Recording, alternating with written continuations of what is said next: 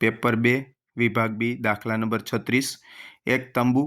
के नीचे नळाकार जे આપણે આકૃતિમાં જોઈ શકીએ છીએ અને ઉપરનું શંકુ જેનો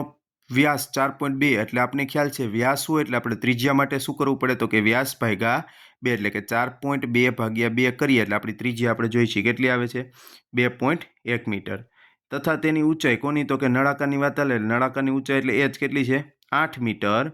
અને નીચે એની પાસે શું બેસાડેલું શંકુ કે શંકુ બેસાડ્યું એટલે હવે શંકુ માટે 2.1 મીટર અને h2 કેટલા થઈ જશે તો કે 6 મીટર બરાબર એટલે આ કોના માટે છે શંકુ માટે बराबर शंकु माटे R અને H2 એટલી થઈ છે જેનું આપણે ઘનફળ મેળવવાનું છે એટલે કે હવાનું ઘનફળ કીધું તો હવાનું ઘનફળ બરાબર સૂત્ર તો કે નળાકાર છે એટલે નળાકારનું ઘનફળ વત્તા શંકુ છે તો શંકુનું ઘનફળ તો કે બંનેના સૂત્ર યાદ કરીએ તો કે નળાકારનું ઘનફળ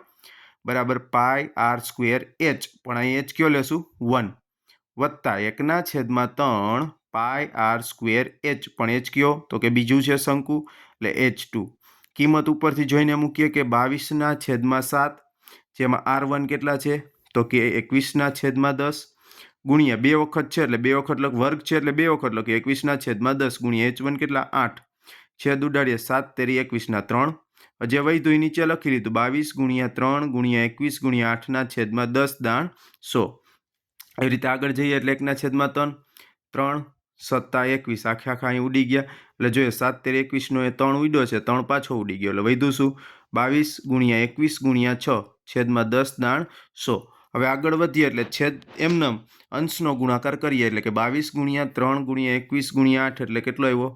11088 વત્તા 22 ગુણ્યા 21 ગુણ્યા 6 2772 હવે 100 વડે ભાગતા પહેલા આપણે છેદ સરખો એટલે અંશનો શું કરી લેશું સરવાળો તો અંશનો સરવાળો શું થાય 13860 ના છેદમાં 100